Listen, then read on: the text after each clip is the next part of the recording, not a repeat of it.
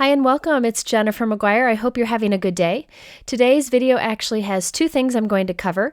The first is I want to share with you a technique that I call on-the-edge stamping.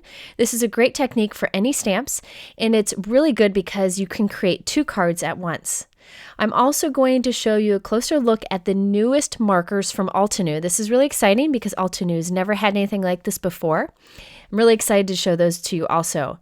You'll have to forgive me. Throughout this video, I was just having a bad day. Things weren't coming together well, but I'm hoping that you'll still learn a few things along the way. Okay, so I have some Neenah White 110-pound cardstock here that is Copic marker friendly. And I've cut it to a side folding note card. And I have this beautiful stamp set from Altenew. It's an older stamp set from them, but I've used that floral image so many times, and I thought I wanted to use it again today. I'm using my Misty stamping tool for this technique, but you could use an acrylic block if you wanted to. So I'm using my anti-static powder tool because I'm going to do some embossing. And basically what I'm going to do is heat emboss some of these flowers along the edge of this card. My stamp was a little dirty there, but it really doesn't matter. Okay, so I'm going to ink this up with Versamark ink, and I'm going to use a silver sparkle embossing powder. So I'm going to stamp it once on the outside of the card. Then watch this. I'm going to open up the card and then stamp it again on the inside, and I'm not moving anything.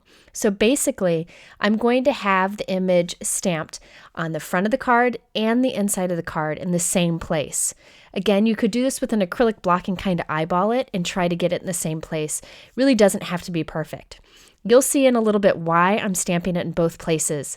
It's really fast if you're using a stamp positioner like I am here. So this is Wow Silver Sparkle Embossing Powder, and I'm going to heat set that with my heat gun. Such a beautiful embossing powder. Now for the technique I'm doing today, I probably shouldn't have done heat embossing, and I'll explain that later, but I really wanted to use this. I haven't used this embossing powder in quite a while. Okay, so now I'm kind of playing around and deciding where I want this to stamp kind of on the bottom edge of my card.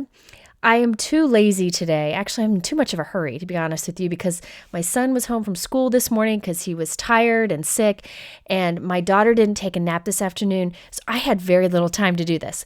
So I was too much in a hurry to cut a good old-fashioned mask, so I just put a Post-it note up there to mask off the top of that flower. I just wanted the cluster in the bottom corner only. So I went ahead and stamped that. I want to make sure I like how this looks before I continue. So I'm going to add that embossing powder and heat set it.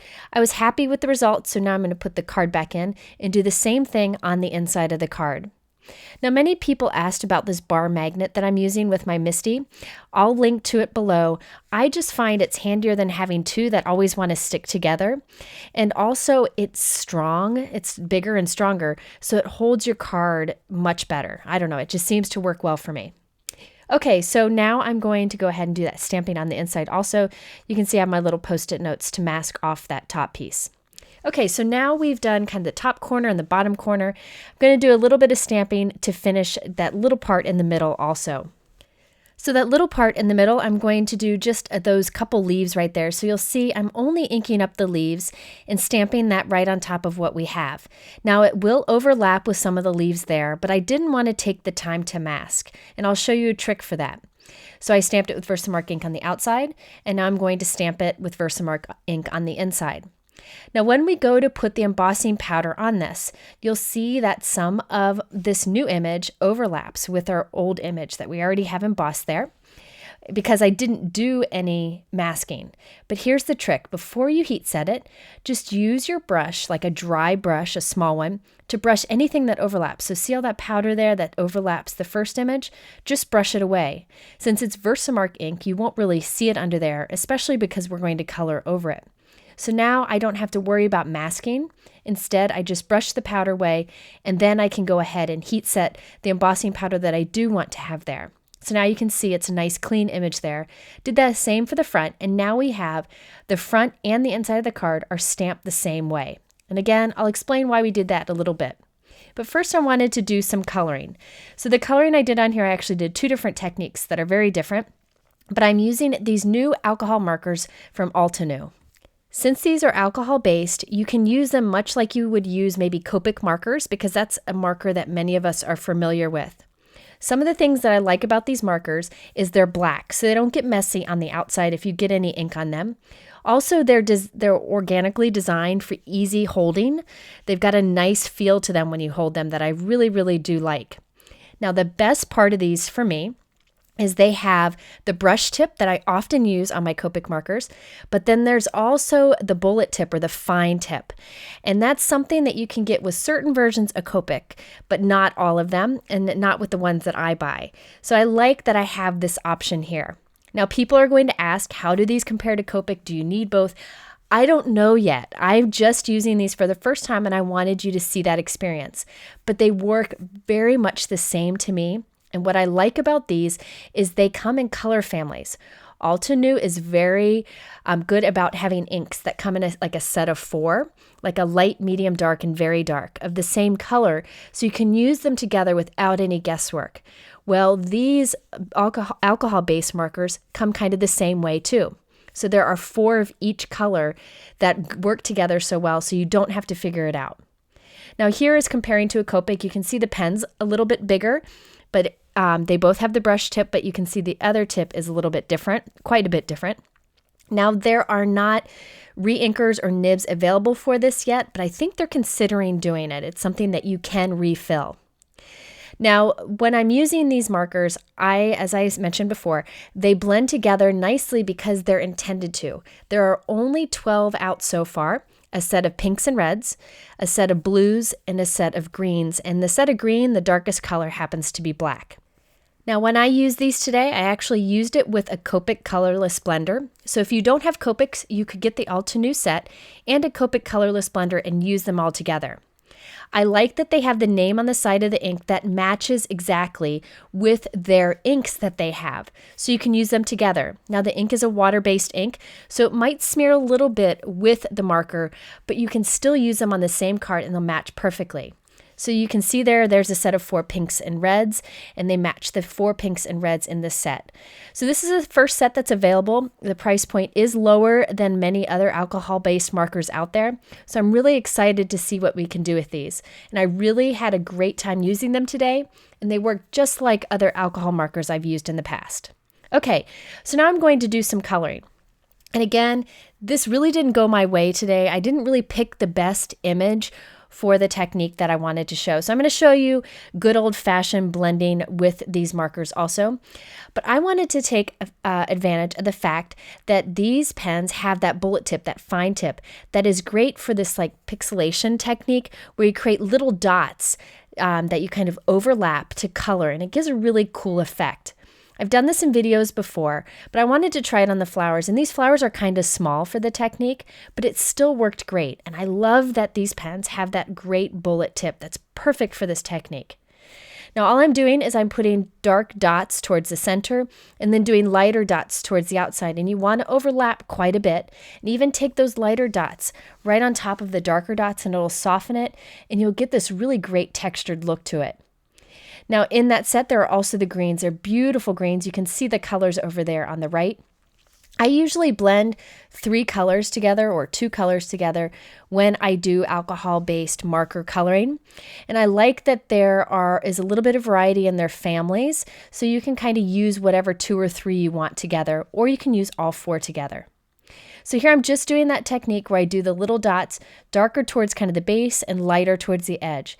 Be sure to go back and forth from dark to light and light to dark to get a nice blending, but still have that dotted texture to it.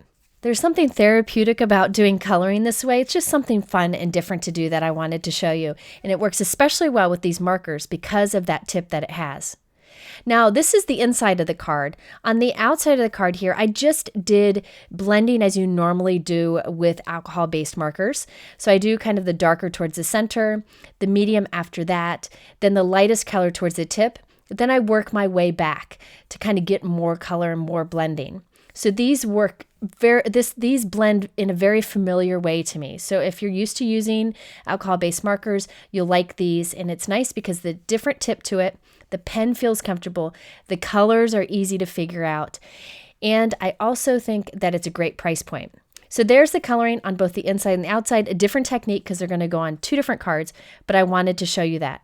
Now, one thing I wanted to mention, this is really important. is I normally do not use alcohol-based markers with embossing powder. The reason is sometimes I find that the powder gets on the tip of my markers and or the markers kind of change the look of the embossing powder. So I was just careful not to touch the embossing powder today. I was kind of in a hurry and I didn't want to take the extra step. But normally what I do is I stamp with a light ink. Then I color it with my markers, my alcohol-based markers. Then I stamp directly on top of it again with the Versamark and heat emboss. That way you do the embossing afterwards and you have that beautiful embossed outline, but the color on the inside. So I really wanted to make note of that. I just like to be careful when I'm using those markers with an embossing powder, and I wanted to pass that on to you also. Okay, so now it's time to cut the card. So what I'm doing is cutting along the edge of the flowers on the front of the card only. So I'm leaving a little bit of a white gap, and it's really quite easy to do to go around that. And now I have two pieces. I have this floral border that we're going to use on another card, but then my other card, check it out, the front edge is cut to fit the flower nicely, so the flower on the inside of the card shows through, and I think that's so much fun. Now, instead of leaving that white plain behind the flowers, I don't know why, but I decided I wanted to add like some soft sky behind it.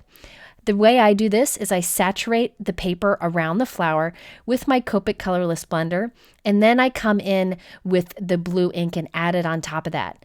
By doing the Copic colorless blender first, it softens the alcohol-based marker you put on top. Okay, so now it's time to choose a sentiment. I'm using two different stamp sets from Altenew. The one I just showed you there has the Hello Sunshine message. Then from this teacher set, I'm using the You Are an Inspiration that I will stamp right underneath it. Back into my Misty stamping tool, I have this transparency grid that I've printed that I like to put on top of my card. Now this helps me from getting my card inky as I plan the stamps that will go on next, but also allows me to get them straight. So I position on top, then I close the door on it, and now I have my sentiment exactly where I want it, and I know it's straight. Using my anti-static powder tool, I'm going to stamp this with Versamark ink and also do that silver embossing powder. Now the fun thing about the fact that I use the Altenew markers is that they coordinate, as I mentioned, perfectly with the inks that they have.